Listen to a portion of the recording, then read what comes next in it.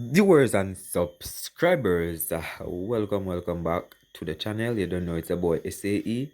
Bless upon yourself and thank you all for tuning in. Some people, what I really want to talk about this time around in today's video is when did the West Indies T20 team starting to lose ground, and or when did the team know that they were in a spot of bother, because we have two scenarios, guys, that can cause the West Indies T20 team to falter or to really go back into their old ways of losing consecutively without, climbing up the rankings.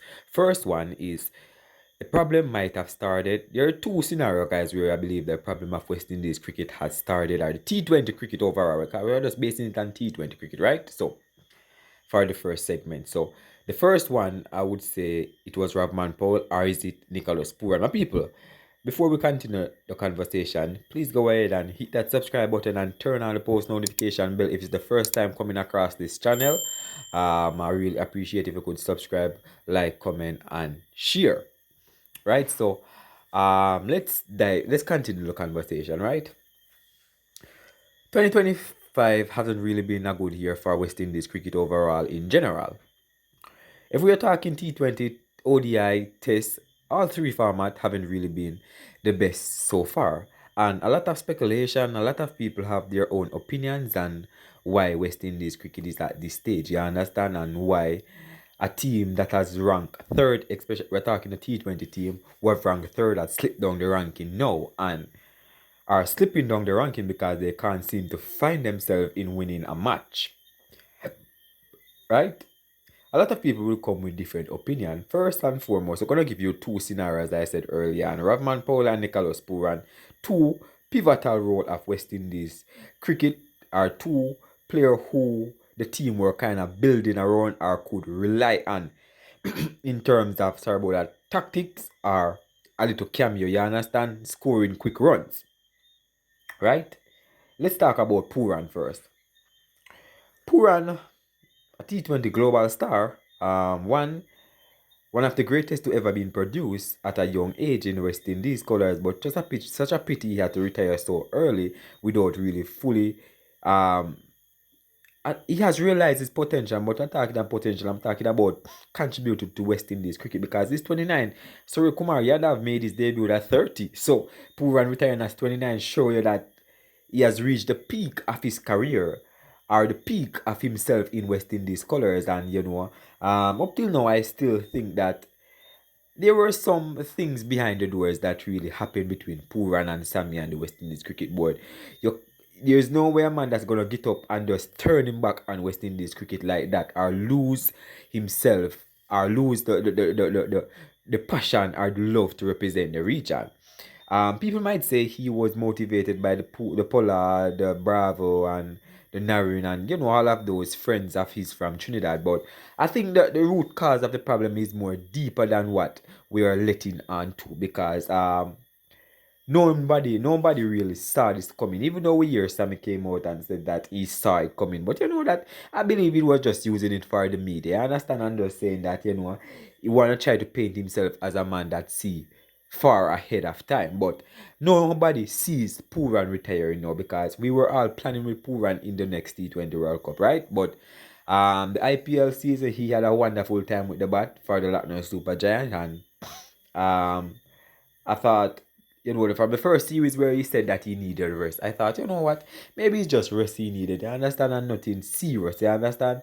But when we get to understand that he and Darren Sammy and his agent kind of have a little conversation, I think the conversation went south, or something happened, something pissed off, some negotiations went wrong, or something didn't play, or something didn't really come in, or didn't really put in place or come in place of what Puran would have wanted in a contract, or what West Indies could offer him. Or there is something, guys, behind the door that a lot of us are still searching up till this blessed day. A lot of legend came out and said Puran never did anything for West Indies, so his retirement would not be a issue. But in the back of our head, we are still thinking what really went wrong with Puran. Why did he turn his back on West Indies cricket? Why did he retire at such a young age? There has to be something cooking that we don't know, right? So Puran was the big part of West Indies T20 team or ODI team development going forward. He could have been the man coming at number 3 and really take the game away from a lot of people, a lot of opposition, right? Me as a people, but opposition, right? He might not have win a ODI World Cup or T20 World Cup for West Indies, but we can't say that he didn't contribute with the bat for West Indies because he has come in with a couple cameos and so forth and help us win some games, right? But not on a big scale in terms of doing it on the big stage like the World Cups, you know. That's what a lot of people basing his performances on, right? So that's where you see a lot of people saying that he never did anything and he should go leave, you know. But to be honest, we all know that Puran had help win a couple games. He might not win much, but his contribution was pivotal in West Indies T20 rankings, or T20 team. Now let's move over to the second issue, Rahman Powell.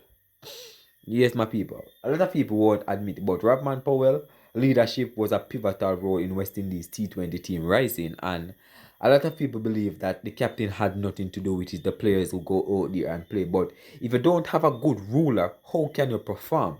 Remember, no, man, this man take the team from number 9, no, guys, straight to number 3, no, guys. And tell me the time when West Indies T20 team has risen so this far in history. You guys can tell me, in history of T20 cricket, when did the team ever rise to such a feat? Rahman Cole came and he did his part with his tactic, with his leadership, with his motivation, because the team was drilling right good under him, under his leadership. Because the team, I think, went to the semi-final or quarter-final of the T20 World Cup in the Caribbean, right? Under his leadership, and I thought 2026 Rahman Powell could go for the World Cup with his team, but Darren Sammy came out and said Rahman Powell is not the man that he's searching for, and from there a lot of people start pre-Darren Sammy, a lot of people start look at Darren Sammy in a different light because they didn't see any reason for him to get stuck. We lose a series versus Sri Lanka, yes, and I think Pakistan, yes, and those two series we lost. Now, alright, and you say alright, to sack the man because of that. You understand? But that was not called for. I think that he deserves to be continued.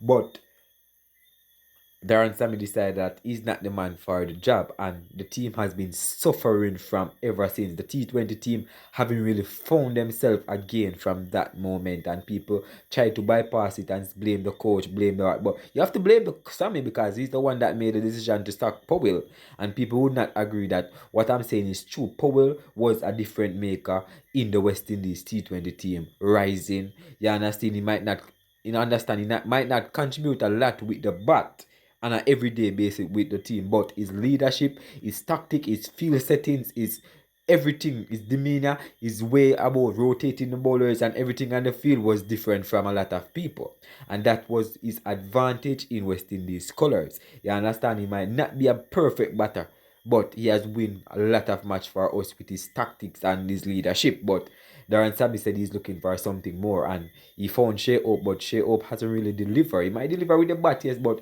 we're not talking about the bat because he has always been delivering with the bat in T20 cricket. Right now he's ranked 10th in the world, so it's not a surprise, you understand? But when you come on to the leadership, guys, and some people might say don't blame Shea Hope, but I'm not blaming Shea Hope, I'm blaming Sammy because Sammy should have known that even though Shea Hope is a good batter, not always every good batter and wicketkeeper is a good captain. Puran take the job and he had to give it up because he was failing. Now, Shea Hope take over the job and it seemed like it's running in the same situation. And I think that if the T20 series were a whitewash, then calls are going to come for Shea Hope to be sacked as T20 captain. And I can tell you that from now. You understand? So he has to win at least 2 out of the T20 series then to solidify himself because he has played 3 T20 versus England, whitewash, 2 versus Ireland, I think are 1 and get a victory.